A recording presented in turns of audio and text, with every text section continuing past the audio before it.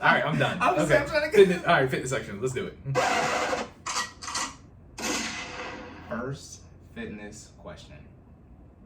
Do you take into account all the total calories that you burn as far as your fitness device? So we already had the fitness and tech episode. That was episode 19. But we didn't go like in depth to the calories as far as how those can be tracked on different devices. So based off of any device you use, should you take into account all those calories that the device is showing you that you have quote unquote burned? I've already said this before. I've already said this before. That's the energy we start in this answer. The answer to this question, though. All right, listener. I'm gonna start off. All right, that is a great question, listener. I appreciate you asking. You did not direct. I did not directly, but I circled around it. Yeah. Okay. Total calories. So first, let's start by distinguishing the difference between total calories and active calories. All right, because that's an important difference that you need to notate before trying to address the answer to this question. Okay. Total calories. Now let's start with active. Active calories are the amount of calories that are burned when your body is actively participating in an exercise. So a planned workout, right? So when you go to run, right?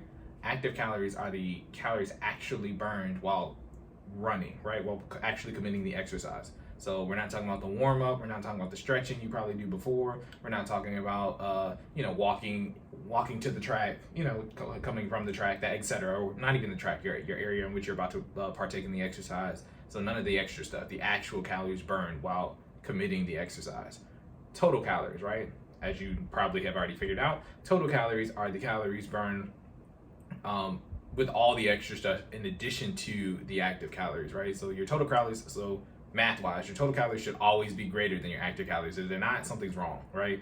It should be, so active calories are A, total calories should be A plus, X, right? Or B, whatever. Another variable.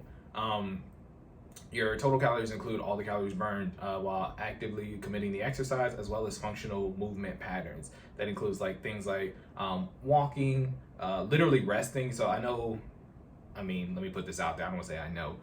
If you didn't know, your body burns calories while doing everything, including resting. You do burn calories while resting. It is significantly lower than if you were being active or being engaged in exercise. However, your body does burn those calories. So let's put that information out there. So yes, you are consistently burning calories throughout the day, regardless of whether you are participating in exercise or not. However, you are not going to create a large caloric deficit only using those calories. So what does that mean? You need to be active throughout the day. You have to have some form of active calories to create a large enough caloric deficit for you to notice. If you're doing everything you need to do to actively engage in your fitness lifestyle. Okay. So we got that definition out of the way. So total calories, all the calories, including the active calories as well as your functional movement patterns. Active calories, specifically the calories burned while committing the exercise. Okay, so those are the two differences. Why can total calories be misleading? Total calories, for the most part, are all these for the most part are calculated on some type of fitness device, right? So I think the listener mentioned a Amazon Halo, which I'm guessing. So I'll be honest, It's like a Fitbit. Okay. Fitbit without a screen. Gotcha. Okay. So yeah, I that's news to me. I had never heard of an Amazon Halo before. So I should probably do more research on actual fitness devices. I've heard of, an Oura Ring. I've heard of Apple Watches. I've heard of Fitbits, right? Those are usually the main three that I've, come across in my fitness journey. So Amazon Halo, I'm assuming, is another one. But I'm assuming all these fitness devices track calories burned. They usually track active calories and total calories, but if they don't, they should at least track total calories, right? Total calories is like the bare minimum, right? If you're not going to track anything else, you have to track that, or else you're not tracking anything. That being said, total calories and measurement. Well, which path do I want to take? We'll start with the left side. Okay, so total calories and measurement can be misleading because it refers to, again, all the calories burned. Not just the calories for the exercise, right? So when you're calculating caloric deficit, if you're using total calories to calculate your caloric deficit, it's probably inaccurate. That being said, let me rewind back. That's what I'm gonna take the left path first. That being said, let me rewind back.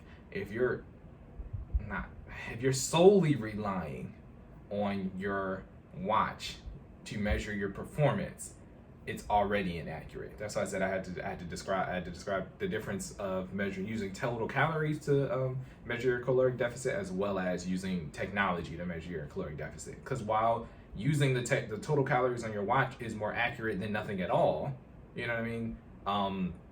The technology itself is inaccurate. We talked about this, and I'm not going to go too deep into detail about that because we talked about this more on the episode where we talked about whether technology is relevant to your fitness lifestyle. Yes, it's relevant. Bottom line up front, you do not need it because people were, going on their fitness journey and successfully completing their goals prior to fitness, or prior to technology being as prevalent as it is in fitness, right? So you don't need it. It is awesome to have. Listen to that episode. What episode is that, Cory? Do you remember? Talking about what? We were talking about the technology and fitness. Oh, that's episode 19. Okay, yeah, so it'll be easier for me to remember now because we have thumbnails on YouTube. Check those out, which you should be subscribed to. So you should see all those beautiful thumbnails up there. All right. But it's not. Don't be careful with all. Oh, okay. I'm sorry. It's not that many. The ones that are available. It's not that many yet. all the latest ones. So every video we post will have them. Yeah. Episode 19 is Fit Tech and I think lemons. No, twig legs and lemons is episode 20. It's Fit Tech and something. But yeah, episode 19. Okay. So episode 19 is the episode we talk about technology and fitness. And that's where I address this issue. So that being said, to answer your question, you asked, do I take into account total calories when burning? Yeah. It says I burn 2,000 calories. Okay. How much weight should I put on that? Okay. So the question when asked that, right, is first of all doing what, right? You have to take into account the activity. Yeah, it's everything. It's just a total number. Oh, for the day? Yeah, it's just everything. Okay. I mean, if you exercise it, so 2,000 calories is a lot. I'll just be honest with you. I mean, the calories burned. I think the watch measurement. There's an algorithm clearly that goes into that. From what I've learned about my personal journey using my Apple Watch, and just comparing it to other people's, it depends on whether you're male or female. It depends on the information that you put into the device that the Apple Watch is connected to. So you have to put in your whether you're male, your gender. You have to put in your weight. You have to put in your height, and it does. All those are factors that are calculated into the algorithm of how fast you burn off calories when you're committing to an activity. Does that make sense? Yeah. So 2,000 calories, again, for me, and this is I'm a 5'9", at least 5'9" and a half male. I've been exercising, pretty consistently for at least for the past 2.5 years. You do not burn 2,000 calories without committing to some severe exercise. So if you're sitting on the couch and it says you burn 2,000 calories for your total caloric, for the day, that's wrong. That's definitely inaccurate, right? There was I am going to touch on this a little bit. There was a study done with 6 other devices, including an Apple Watch, that determined that the calories burned on these devices can derive from what has actually occurred up to 43%, right? So that being said, your technology can be off by half. I mean, literally. So I mean, take the 2,000 calories and cut it in half off top. You know what I'm saying? So like 1,000, right? That's on average, which your fitness device is usually, how often is off in terms of accuracy. So keep that in mind when reading into total calories. Then you have to take into consideration that it is total calories, right? Total calories being what? All the calories burned throughout the day instead of just your active calories. To me personally, when I'm calculating my caloric deficit, I only include the active calories because those are the calories I know that I committed to, that I burned throughout the day using, a specific exercise. So, cardio, usually some form of running, HIIT, strength training, some type of intentional burn for calories.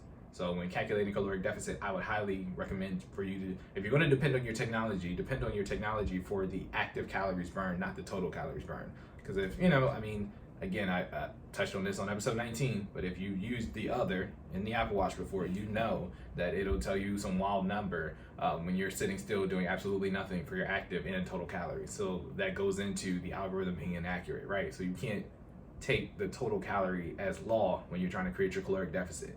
Now, saying all that to say, how do you measure progress regardless of the total calories, regardless of the active calories, regardless of the technology, right? performance goals. I'm going to say this over and over and over and over again. I've already said this before. You want to make sure that you are measuring your progress in performance goals. That being said, you want to make sure it's not strictly based off my Apple Watch, right? Like, how do you feel? Do you feel better? So let's say you're starting your fitness journey and you weren't engaged in the activity the week before, but this past week you exercised for 7 days straight, and now it's the following week after that. How do you feel? Do you feel better? You can get some type of feedback from the scale. I wouldn't solely base your feedback on just the scale, but use the scale. If your goal is to create a caloric deficit and lose weight, did the numbers go down? You should have took a starting point before you started, on the beginning of your fitness journey. I always encourage, shout out to the Fit Fam, I always encourage everybody to weigh themselves once a week. That being because most people with mental makeup, if they weigh themselves more often than 7 days, they usually start to become obsessed with it. And you have to realize that on your fitness journey, even on a day-to-day basis, your weight will fluctuate. It'll go up and go down. If you've consumed a meal, your weight's going to go up. Yes, you're clear. I don't care if you ran a marathon that day. Your weight is still going to go up because you consume food, right? Your body's processing those nutrients and then going to excrement the remainder, right? So your weight literally fluctuates on an hourly basis. So you should not be weighing yourself multiple times a day, multiple days a week. You should pick a specific time in the week, weigh yourself at that time on that day, and then set a specific period and then weigh yourself then the next week on the same time on the same day. So again, 7 days apart. For me, mine is Friday morning, right? I do Fridays usually around like 7.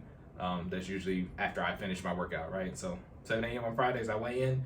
Next Friday at 7 a.m. I weigh in again. All right, and that's just how my brain works. That gives your body also time to adjust to the caloric deficit that you have actually in the work that you put in basically for the past 7 days, right? You got to give your body time to actually process that and show the result on the scale. So that being said, the scale is one way you can track your progress. Again, performance goals. Can you, like cardio for instance, can you run faster than you ran before? Can you do more reps at a specific exercise than you did before? If you weren't doing reps at all, can you do a rep? You know what I mean? So again, people's goals vary depending on their level of fitness. If you've never been an athlete before, have never started a fitness journey, and you can't do an exercise at all, can you do that exercise after? He needs some milk. Exactly. You need some milk. All right. It's over 9,000. Got to strengthen those bones, strengthen those muscles, start that fitness journey. But I'm saying all that to say, set some achievable performance goals, right? And if you can, if you hit those goals as you're progressing, then you know for a fact that you are indeed getting better. If you can perform an action or perform an action at a higher level or a higher frequency than you could before, then you are improving, right? Your goal is to make sure that you're having some form of progress. And there's no better way to do that, to me, than having a performance goal. And it's okay to have some additional goals. You can have, like I said, a scale goal. You can have a visual goal, right? Like I always encourage our clients to take before and after pictures. We check in at least once a month with some type of, you take what's a forward-facing picture? I forgot what that's called.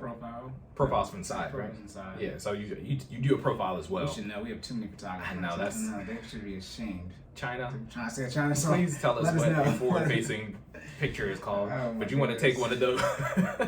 She probably ended up listening to like, hey man, I'm sorry, we failed you.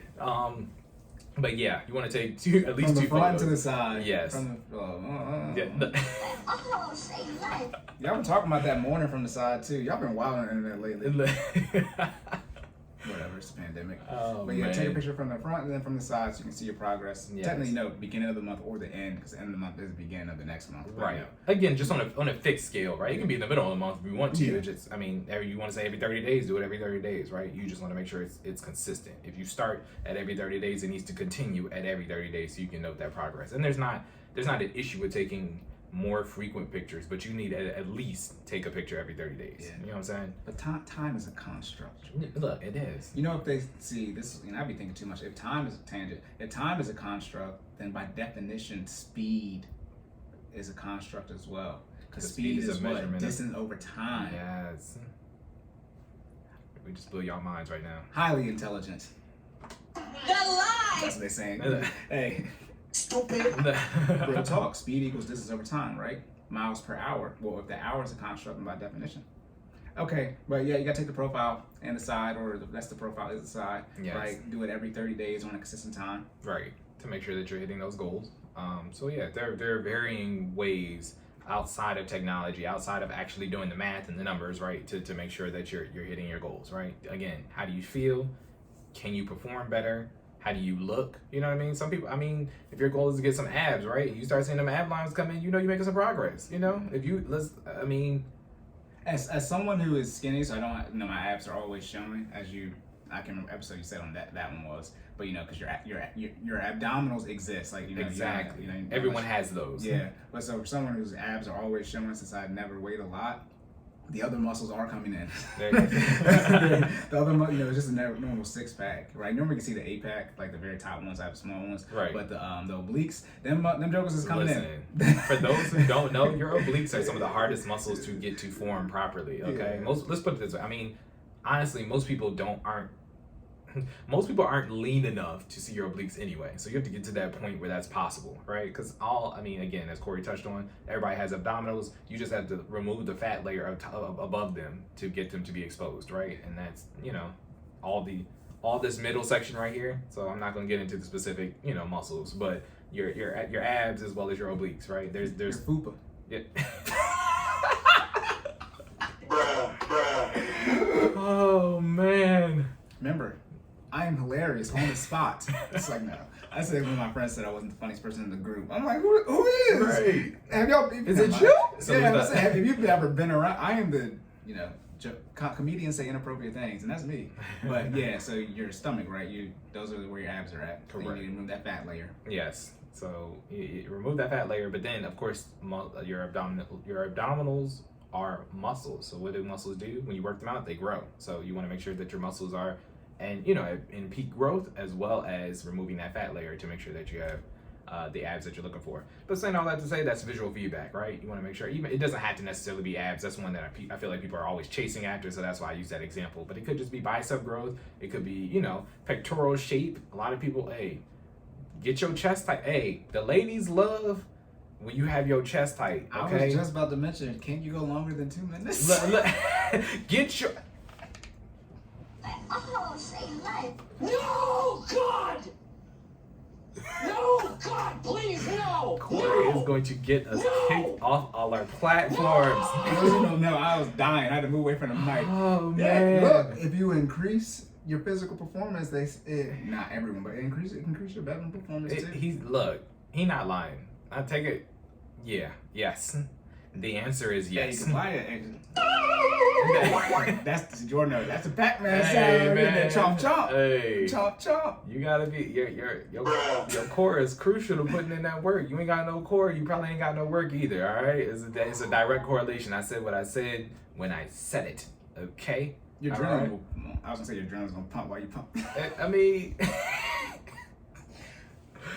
They lied. They said they was not going on tangents. look. Yes, yes. You're gonna have. Obviously, everyone knows exercising can increase your bedroom performance, but you Yes. need other measurements besides your technology to show your fitness improvement. Correct. Yes. And height and libido is it, man. That's the move. I'm trying to tell you. Look, it'll get you right. But saying all that to say, be active, okay? Don't solely rely on the total calories. This is the recap for the question. Please do not rely on just the technology. Do not rely on just the total calories number. If anything, if you can, I mean, I don't know. I'm not familiar with that device, but if it does give you the active calories, please use that. But again, the ultimate bottom line up front, performance goals, right? Visual feedback, how you feel. You know what I mean? You use those. Those will never lie to you, right? You either can or cannot run faster than you could the week before. You either can or cannot do a push-up or do more push-ups than you could the week before. You know what I mean? You either are or are not, you know, more visually appealing in the mirror than you were before. I mean, Yep. Track your maxes. exactly. Yep. Yes. Always do a 1 rep max. I mean, you don't do it every day. I feel like people always want to do that, and that's the problem. You don't need to do it all the time. That's Okay. ego. All right. Most people. Perfect.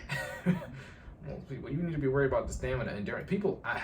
This is what bothers me. Okay. Tangent. Fitness tangent though. People always want to know how many times you can do something once. That is not real world application. Nobody cares. Nobody cares. If you can lift 400 pounds one time, okay, cool. But if I can rep out 225 20 times, like, I mean, I think I got you beat. Like, to me, I'd rather be able to do something above average multiple times or for a longer duration than do something, do a heavier weight one time, right? And it's not that you shouldn't want to do both. It's just that one has one more real world application than the other one. When are you ever going to, have you been under 400 pounds before? Have I benched? Been under 400 Oh, pounds. been under. And like in any situation. I'm not even just talking about like in the gym. I'm just talking about like I had a situation Beach Week senior year. where you had to move forward. It wasn't 400 pounds though. It was probably closer to 253. Now, Cory. Hey, I'm not even gonna say what happened. I'm just letting you know. Y'all can infer what you want to infer. By the way, that's what I'm by the inferring. way, it wasn't. It was not a positive situation. I said y'all can infer what you want to infer. But I was gonna say, you talking about like can you lift 400 pounds? That's how y'all be doing. Talking about back to the 2 minutes. That's how y'all be doing. Y'all had that one night where it was 30 minutes. But that average. Look, man. Yeah. Oh my your goodness. mode and your range do not look good, okay? Right. They are not correlated. What's that median? Look. Yeah, I'm talking about the outliers. No, the median. The median. Oh my God. Jesus Christ. They're like, bro, what is Cory saying? Hey, man. Bottom line up front, get your numbers up, okay? In that regard. But yeah. I got more than 2 minutes. I gotta get like 2:30. Hey, man. The average. I think people don't really.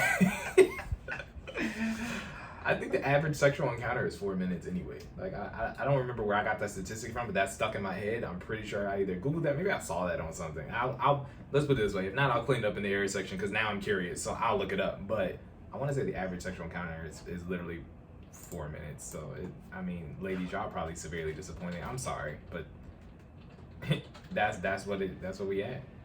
5.4 minutes. I was It's not 5 off. minutes. Look, so It's okay. 5.5 minutes. Per Google, 5.4 minutes is the average It sexual says it encounter. ranges from 33 seconds to 44 44 minutes. minutes. Shout out to my 33 seconds, brothers. Hey, bruh.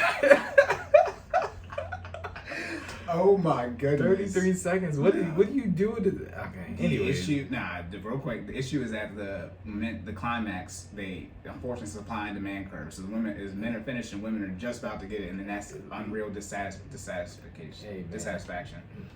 So that's one curves issue. is two different curves. Look, that's what it is. Look, ours is an anthill and theirs is Mount Everest. This is about, Let's be clear. The Look, issue is women are more emotionally evolved.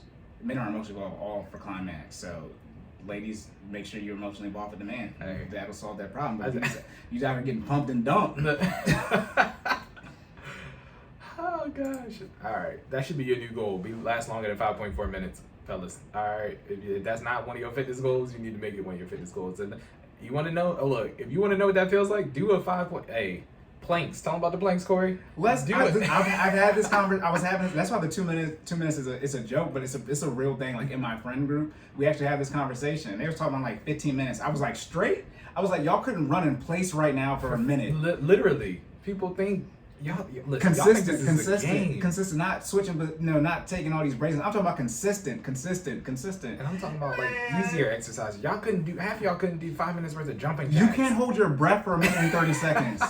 You know how hard it is to hold your breath? Yeah, I'm listen. You talking to me. But it's like, yo, I'll real talk. I'll cash up you $1,000 if you can show me 15 minutes straight of you jogging in place at the same speed. Not anymore, because I'm gonna run out of money. You contact me, I got that 15 minutes straight, same pace. So let's say you're gonna go, 1 mile per hour. Can't slow down. And we can start to finish. And we are IT people, so we will know if you doctored the video. If you put that joint on loop, we know all that. All right, we won't need no nonsense. Yeah, I'm talking about 15 minutes of high pace cardio activity. Okay. Fatality. I'm gonna be passed out. Most people don't exercise. That's why I don't get. 30 minutes a day, 5 days a week. Y'all don't even want to walk. Talking about y'all can pump more than 5.4. Let me stop. Anyways, that concludes the question. Hey, your abs will be on fire. Listen, do it. How long? Okay, now I want to know. How long does it take you to do a stroke? Real talk. Because now we got to get into the stroke per minute ratio. Depends on who you are. Hey, well. This is not a sexual. We are gonna get in podcast. trouble. Nah, we have said nothing wrong. Hey, it's got an explicit tag on here anyway. Yeah. Y'all be alright. They're We like, actually what? using it today. They're like, what the hell? Remember, in fitness, that's related to sex. Sex is one of the best fitness exercise out there. Yeah, It's sex. yeah. And then obviously, how you have sex, you make babies. Listen, Finances. hey, you see how it's linked? You see how we tied them together? Just Oh like that. my goodness. Oh, hell no! Okay, let's Tangent engine. wrap it up. Okay. I see what you did there. I wish we don't got the drums. Oh shit. Here we go again. Okay, so just take into account how much you take into account the calories, active or total, on your fitness device. You said how much do I take? I was right the recap. Oh, okay. Yeah. So recap. How much do you take into account? Don't. I mean, that's the real answer. Don't. I mean, real talk. Performance goals, right? I highly encourage performance goals. Visual feedback, scale. You know, that should really be what you depend on. That's what people were doing before technology. I mean, to be honest with you, that's before we had this. You know, had this technology to have these questions. People were looking in the mirror and say, okay, I look skinnier. You know, I'm doing something that works. Keep doing that, or do more. You know what I'm saying? You adjust based on that visual feedback, how you feel, how those performance goals. But if you are going to use technology, depend on the active calories, not the total calories. Total calories are laughable, especially now that we know that, you know, most technology is off by at least 43%. Again, cut those calories in half, and that'll probably give you at least a more realistic number if you're talking about technology measuring numbers, period. But especially total calories, it's probably even higher for total calories, to be honest with you. Right. Yep, and you know, back in the day, no tech. Back in the day, definitely 2 minutes. Because how much energy do you think they got after they hunt a freaking wildebeest? Yeah, I'm straight, bro. All right, on to the finance section. Let's get it.